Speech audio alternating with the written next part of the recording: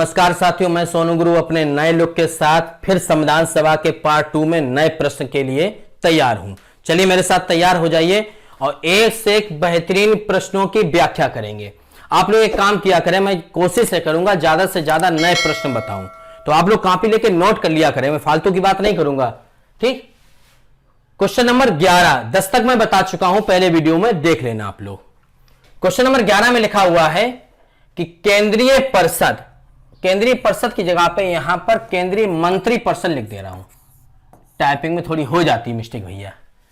केंद्रीय मंत्री परिषद उत्तरदायी होती है, यानी केंद्रीय मंत्री परिषद सामूहिक रूप से किसके प्रति उत्तरदायी होती है? प्रधानमंत्री, लोकसभा, राज्यसभा या राष्ट्रपति? तो साथियों, पूरी जो केंद्रीय मंत्री परिषद होती है जिसमें तमाम कैबिनेट मंत्री होते हैं, ठीक, वो सभी के सभी लोकसभा के प्रति उत्तरदायी होते हैं, प्रधानमंत्री के प्रति उत्तरदायी नहीं है, क्योंकि प्रधानमंत्री भी तो लोकसभा का एक सदस्य है, वो कोई स्पेशल थोड़ी ना है। तो भैया प्रधानमंत्री नहीं होगा, लोकसभा के प्रति उत्तरदायी होंगे, क्योंकि सबको जवाब, सब लोग बैठेंगे लोकसभा में, सबको जवाब देना है लोकसभा में, डिबेट होगी लोकसभा में, इसलिए पूरा जो मंत्रिमंडल होता है, पूरी जो मंत्रिपरिषद होती है, वो लोकसभा के प्रति उत्तरदायी होती है, प्रधानमंत्री से लेना देना नहीं है। ओके, अब आ जाओ क्वेश्चन नंबर 12 पर। क्वेश्चन नंबर 12 में लिखा हुआ है कि राज्यपाल को शपथ ग्रहण कराता है। बहुत बढ़िया प्रश्न है। पहला लिखा हो कि राष्ट्रपति, फिर लिखा है मुख्यमंत्री, प्रधानमंत्री या हाई कोर्ट का मुख्य जज।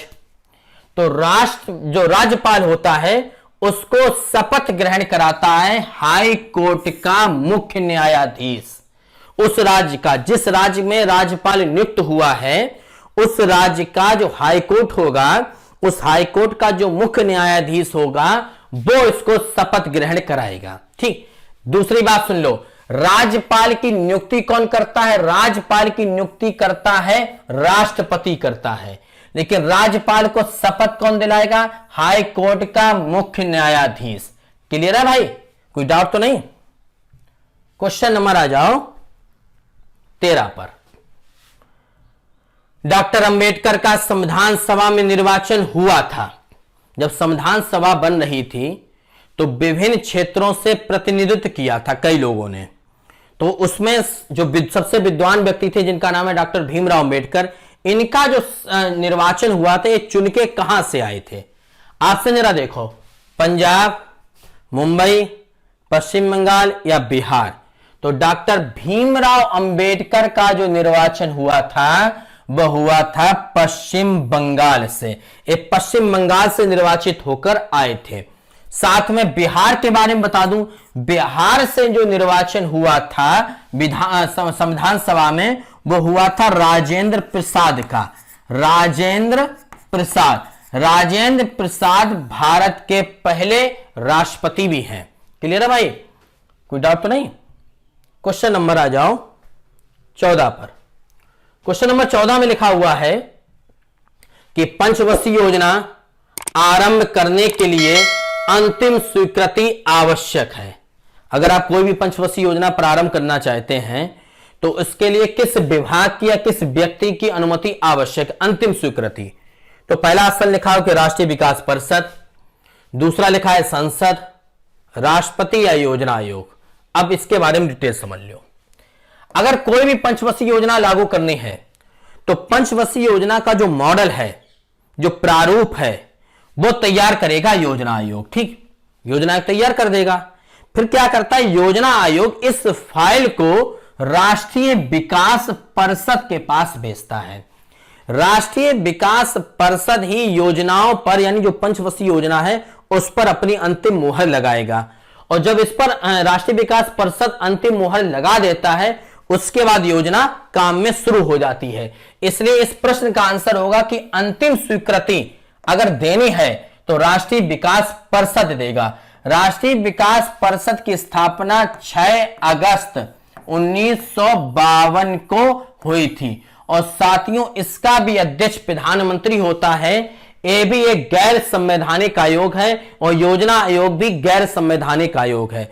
गैर संवैधानिक आयोग मैंने पिछले वीडियो में बताया था, ऐसा आयोग होता है जिसका संविधान में वर्णन नहीं होता, यानी किसी आर्टिकल में उसको विशेष तौर पर लिखा ना गया हो। ठीक है, ये ध्यान रखना। योजना बनाता कौन? योजना आयोग। योजनाओं पर अंतिम मोहर कौन लगाता है? तो राष्ट्रीय विकास परिषद। क्वेश्चन नंबर आ जाओ 15 पर। उच्चतम न्यायालय में जजों की संख्या में वृद्धि करने का अधिकार किसके पास है? यानी सुप्रीम कोर्ट में अगर हमें जज बढ़ाने हैं, 31 के बजाय 33 करने हैं, 33 के बजाय 35 करने हैं, तो वो कौन करेगा? संसद या स्वयं सुप्रीम कोर्ट, राष्ट्रपति या उपराष्ट्रपति? तो भैया करेगा संसद। संसद के पास यह अधिकार है कि वो सुप्रीम कोर्ट में जजों की संख्या में वृद्धि कर सकता है, और संसद ही आपके संविधान में संशोधन करती है। संशोधन, उनसे लगता है कि इस नियम को बदलना है तो वो बदल सकती है। तो संविधान में संशोधन करने का अधिकार भी संसद के पास है। हाई कोर्ट में या सुप्रीम कोर्ट में जजों की संख्या बढ़ाने का अधिकार भी संसद के पास होता है। क्वेश्चन नंबर आ जाओ 16 पर। 16 में लिखा हो कि वित्त आयोग का गठन किस अनुच्छेद के तहत किया जाता है? तो साथियों, जो वित्त आयोग का गठन होता है वो अनुच्छेद 280 के तहत किया जाता है। आर्टिकल 280 में लिखा हुआ कि भारत का एक वित्त आयोग होगा, और एक वित्त आयोग जो है एक संवैधानिक आयोग है। अब संवैधानिक आयोग कैसे हुआ? क्योंकि इसका वर्णन है। वर्णन किस अनुच्छेद में है? अनुच्छेद 280 में है। जो भारत का प्रथम वित्त आयोग था, प्रथम वित्त आयोग, उसके अध्यक्ष जो थे वो केसी नियोगी थे। ये प्रश्न कई बार परीक्षाओं में पूछा भी गया है। क्लियर हो गया क्वेश्चन? अनुच्छेद 123 देख लीजिए। अनुच्छेद 123 क्या है?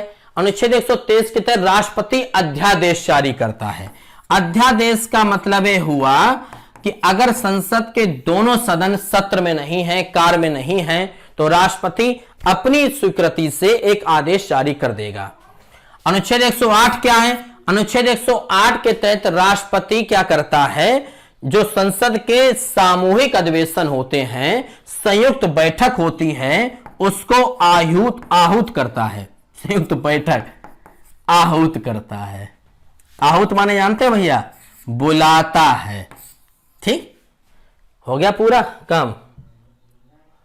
क्वेश्चन नंबर आ जाओ 17 पर। संविधान की 8वीं अनुसूची में कौन सी भाषा नहीं है? बहुत बढ़िया प्रश्न है। 8वीं अनुसूची में कौन सी भाषा नहीं है? तो आपको मालूम होगा संविधान की 8वीं अनुसूची में कितनी भाषाएं हैं? 22 भाषाएं हैं। अब इसमें ऑप्शन देखिए, बंगाली, नेपाली, असमिया या अंग्रेजी।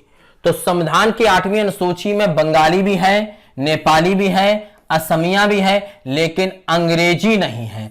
अंग्रेजी को संविधान की 8वीं अनुसूची में भाषा का दर्जा नहीं दिया गया है। इतने साल गुलाम बनाए हैं तो भैया भाषा का दर्जा काहे देंगे? तो अंग्रेजी जो है संविधान की 8वीं अनुसूची में नहीं है। कई बार रिपीटेड क्वेश्चन है। क्वेश्चन नंबर आ जाओ 18 पर। राज्य का उच्चतम विधि अधिकारी कौन है? विधि अधिकारी, पहला ऑप्शन लिखा हुआ कि महान्यायवादी, दूसरा लिखा हुआ कि मुख्य न्यायाधीश, महाधिवक्ता या राज्यपाल। विधि अधिकारी का मतलब होता है कानून का अधिकारी, जिससे कानून का बहुत ज्यादा जानकारी हो। तो राज्य का जो प्रथम या उच्चतम विधि अधिकारी होता है उसे कहते हैं महाधिवक्ता। क्या बोलते हैं?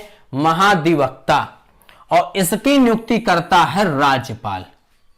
ठीक, कौन करता है? राज्य का राज्यपाल।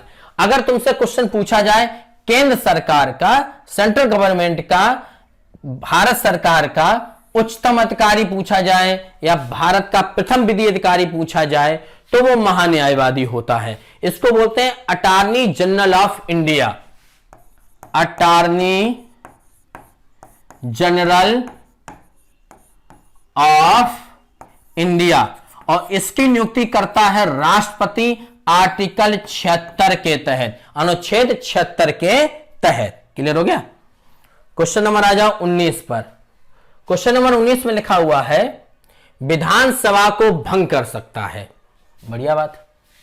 मुख्यमंत्री स्वयं या विधानसभा अध्यक्ष या राज्यपाल या कोई नहीं।